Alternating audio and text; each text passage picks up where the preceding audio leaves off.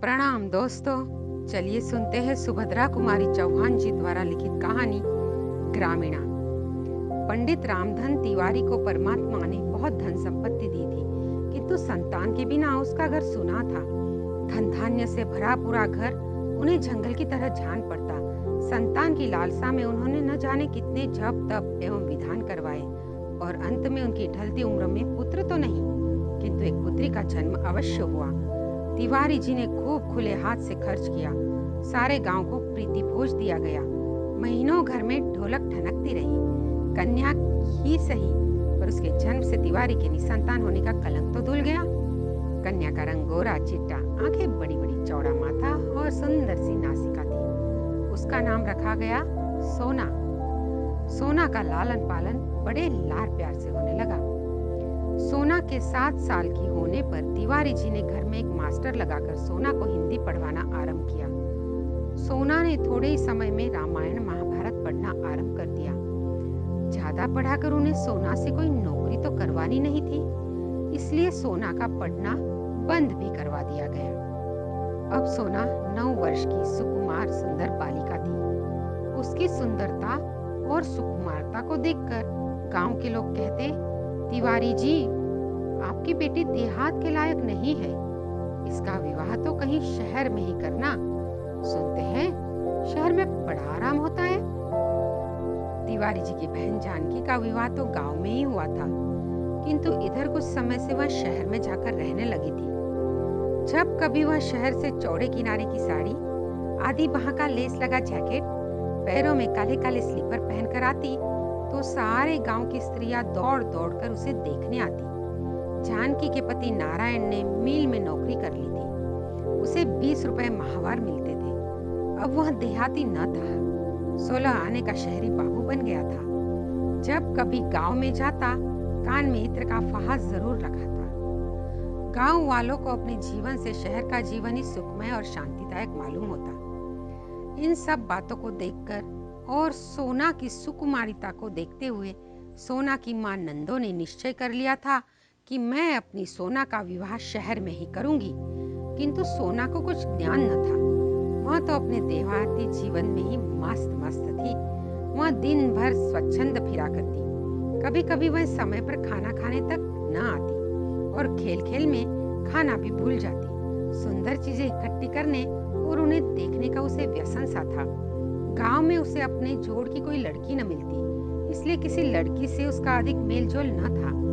नंदो सोना की स्वच्छंद प्रियता पसंद न थी, किंतु वह सोना को दबा भी न सकती थी।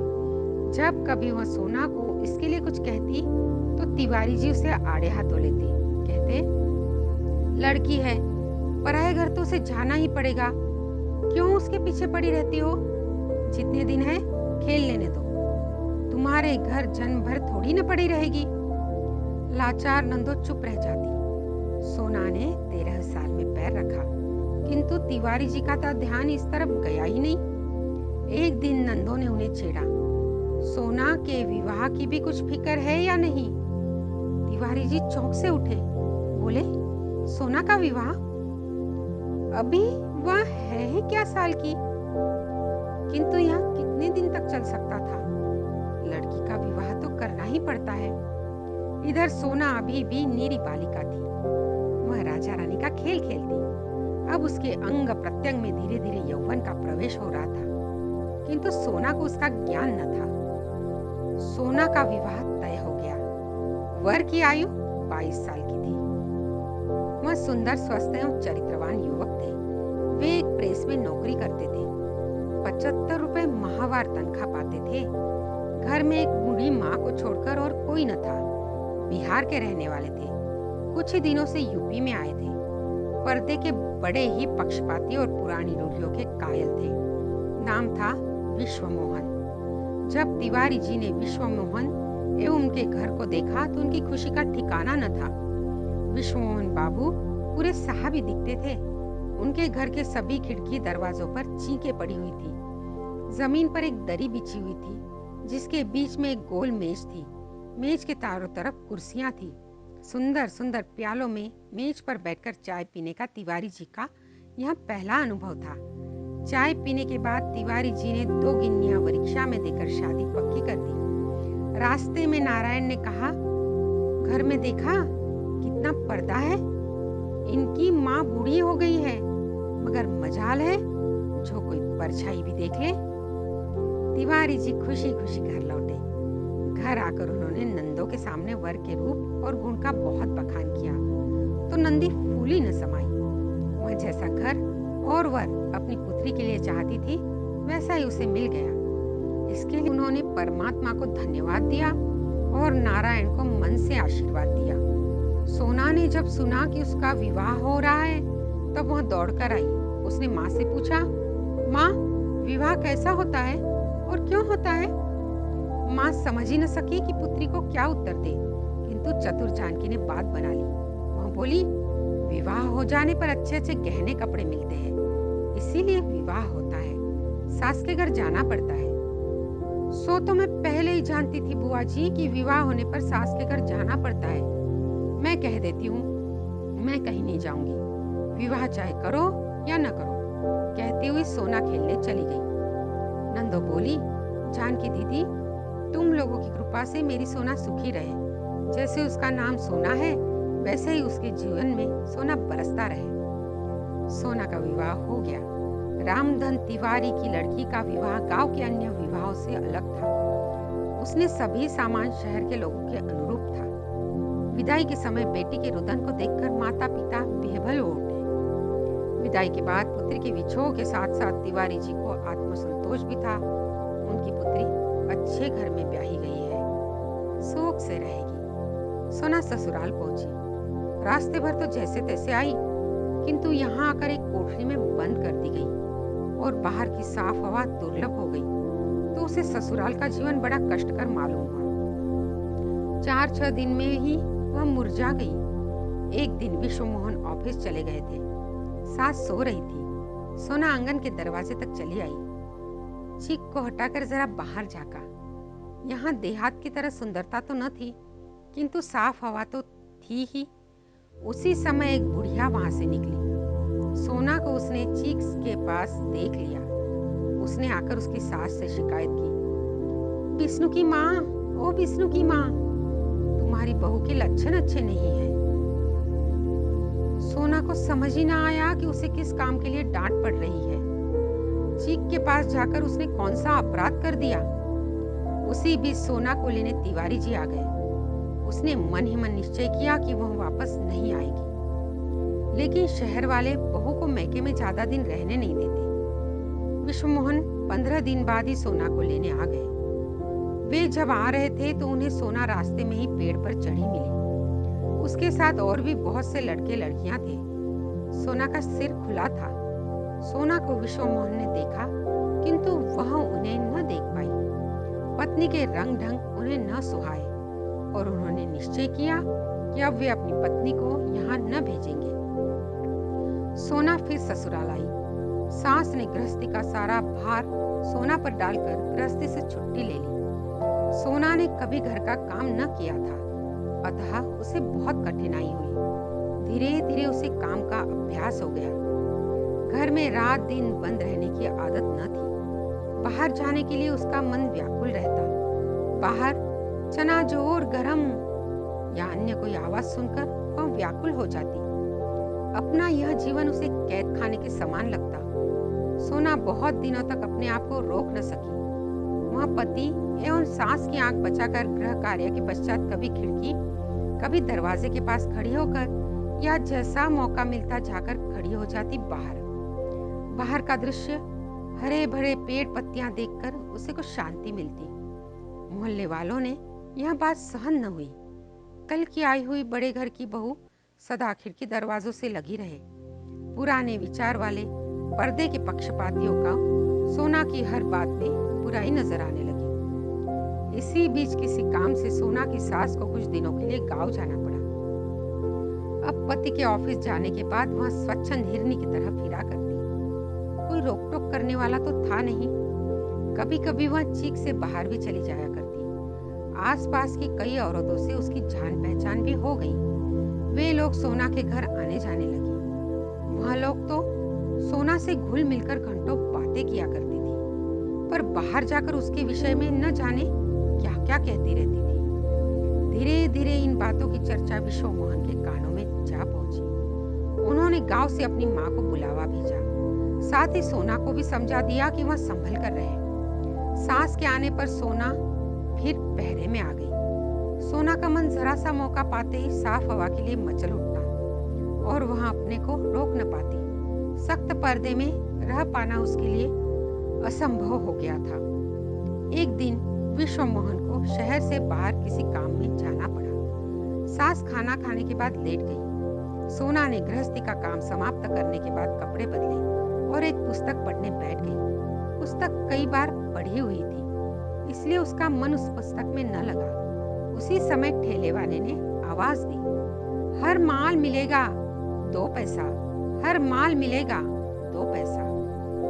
किताब फेंक कर सोना दरवाजे की तरफ दौड़ी। ठेले वाला दूर निकल गया था। निराश होकर वापस लौटने ही वाली थी कि पड़ोस में रहने वाला बनिए का लड़का फैजू दौड़ता हुआ आया और बोला, भौजी, सुई धागा हो तो जरा मेरे कुर्ते का बटन टाक दो ना, मैं कुश्ती देखने जाता हूँ। सोना ने पूछा, कुश्ती देखने जाते हो कि लड़ने? फैजू ने मुस्कुराकर कहा, दोनों काम करने भौजी, पहले बटन तो टाक दो, नहीं तो देर हो जाएगी। सोना सुई धागा लाकर बटन टाकने लगी। फैजू वही फर्श पर सोना से जरा दूर हटकर बैठ गया। गाड़ी 3 घंटे लेट थी। विश्व मोहन ने सोचा, यहाँ बैठे बैठे क्या करेंगे, चले तब तक घर में बैठकर आराम करेंगे। सामान स्टेशन पर ही छोड़कर स्टेशन मास्टर की साइकिल लेकर विश्व मोहन घर पहुंचे। बैठक में फैजू को बैठा देखकर उनके तन बदन में आग सी लग गई। अपने गुस्से को पीकर चुपचाप अंदर आए। माता के पास बैठ गए। सोना ज्यों त्यों किसी प्रकार बटन टाककर कुर्ता फैजू को देकर अंदर आई। उसने स्वप्न में भी न सोचा था कि जरा सी बात कहां से कहां तक बढ़ जाएगी। पति का चेहरा देखकर वह सहम गई। उसने डरते डरते पति से पूछा, कैसे लौट आए? विश्व मोहन ने रुखाई से उत्तर दिया, गाड़ी लेट है। सोना ने फिर पूछा, अब कब जाओगे? विश्व मोहन ने तीव्र दृष्टि पत्नी पर डाली और कठोर स्वर में बोले, गाड़ी 3 घंटे बाद आएगी, तब चला जाऊंगा। सोना के आग्रह करने पर विश्व मोहन अपने कमरे में गए। कुर्सी पर बैठकर एक पुस्तक के पन्ने पलटने लगे। पढ़ने के नाम पर कदाचित वे एक अक्षर भी नहीं पढ़ पाए। अपनी अंतर वेदना को चुपचाप लहू के घूंट की तरह पी रहे थे। सोना का आचरण उन्हें पीड़ा पहुंचा रहा था। पति की आंतरिक वेदना उससे छिपी नहीं थी। उसने अपना सिर विश्व मोहन के पैरों में रख दिया। बोली, इस बार मुझे माफ कर दो जी। अब तुम जो कहोगे मैं वही करूंगी। मुझसे नाराज न रहो। विश्व मोहन के पैरों पर जैसे जलती हुई आग धरती हो। तिरस्कार के स्वर में वो बोले, यह बात आज क्या तुम पहली बार कह रही हो? यह मौखिक प्रतिज्ञा है, हार्दिक नहीं। अब तुम्हारे इस आचरण के कारण मैं शहर में सिर उठाने के काबिल नहीं रहा। जो जी में आता है करती फिरती हो। भला यह शौधा तुम्हारे पास बटन टकवाने क्यों आया? तुम इनकार न कर सकती थी क्या उसे? सोना ने भय कातर दृष्टि से पति की ओर देखते हुए कहा, जरा सा तो काम था। पड़ोसी धर्म के नाते मैंने सोचा कि कर देना चाहिए। इसी प्रकार जरा जरा सी बातों से बड़ी बड़ी बातें हो जाया करती है। निभाया करो अपना पड़ोसी धर्म, मगर मेरी इज्जत का तो बिल्कुल ख्याल मत रखना। कहते हुए विश्व मोहन बाहर चले गए। आहत अपमान ने सोना को तड़पा दिया। वह कटे वृक्ष की भांति खाट पर गिर पड़ी और खूब रोई। रो लेने के बाद उसका जी हल्का हुआ। उसे अपने गांव का स्वच्छंद जीवन याद आने लगा। नदी पर गांव भर की बहू बेटियां एक साथ स्नान करने जाती थी और फिर एक साथ गाती हुई लौटती थी। कितना सुखमय जीवन था। चने के खेत में चने की नरम नरम पत्तियां खाया करते थे। वहां छीना चपटी भी हो जाया करती थी। अपने पड़ोसी कुंदन के लिए वह माँ से झगड़कर मिठाई भी ले जाती थी। क्रोशिया से एक सुंदर गोल बटुआ बनाकर उसने कुंदन को दिया था। कुंदन की भाभी नई नई ब्याह कर आई थी। वह भी उन लोगों के साथ स्नान करने जाती थी, साथ बैठकर झूला भी झूलती थी। फिर मैंने कौन सा ऐसा पाप कर डाला कि इन्हें शहर में सिर उठाने की जगह नहीं रही। यदि किसी का कुछ काम कर देना पाप है, तो शायद यह पाप जाने अनजाने मुझसे होता ही रहेगा। मेरे कारण इन्हें पग पग पर लांछित होना पड़े तो मेरे इस जीवन का मूल्य ही क्या है। ऐसे जीवन से तो मर जाना ही अच्छा है। मैं घर के अंदर पर्दे में नहीं बैठ सकती, यही मेरा अपराध है ना।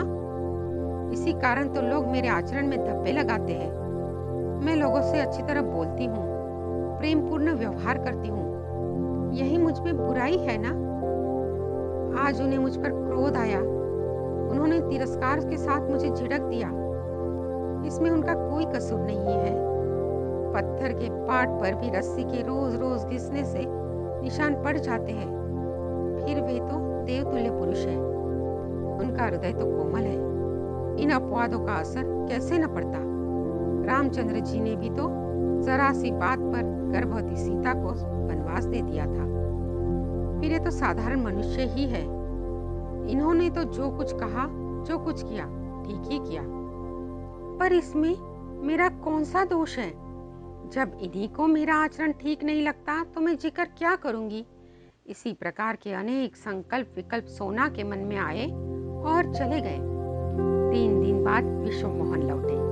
जाने से पहले उनमें और सोना में जो कुछ बातचीत हुई थी वे उसे प्रायः भूल से गए थे। सोना के लिए एक अच्छी सी साड़ी, स्लीपर और कुछ हेयर क्लिप लिए हुए ये घर आए, किंतु सामने ही चबूतरे पर उन्हें फैजू बैठा हुआ मिला। विश्व मोहन उसे देखते ही तिलमिला उठे। सारी बात ज्यों की त्यों ताजा हो गई। चेहरा फिर गंभीर हो गया। घर आकर वे सोना से एक भी बात न कर पाए।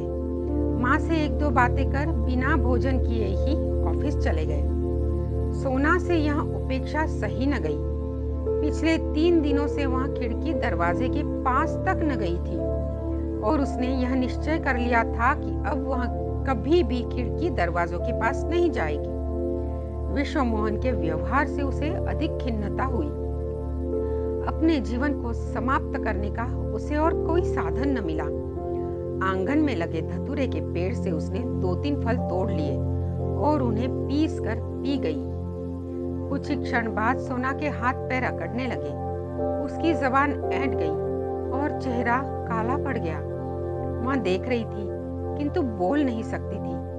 उसी समय तिवारी जी सोना को विदा करवाने आ पहुंचे। सोना पिता को देखकर बहुत रोई। देखते ही देखते सोना के प्राण पखेरु उड़ गए। सोना सदा के लिए शांति की नींद सो गई। अपवाद की विषैली वायु अब उसे छू भी न सकती थी। घर भर में कोहराम मच गया। शाम 6 बजे विश्व मोहन जी ऑफिस से लौटे। घर में रोने की आवाज सुनकर उनका हृदय किसी अज्ञात आशंका से कांप उठा। घर आकर देखा कि तिवारी जी कन्या की लाश को गोद में लेकर दहाड़े मारकर रो रहे थे। इस बीच तिवारी जी कई बार कन्या को लेने आ चुके थे, किंतु विश्व मोहन ने विदा नहीं किया था। विश्व मोहन व तिवारी में कोई खास बातचीत न हुई। अंतिम संस्कार के बाद जब विश्व मोहन लौटे तो मेज पर उन्होंने सोना का पत्र प्राप्त हुआ। मेरे देवता, मैं मर रही हूँ। मरने वाला झूठ नहीं बोलता। आज तो अंतिम बार विश्वास कर लेना। मैं निर्दोष हूँ, मैं निर्दोष थी।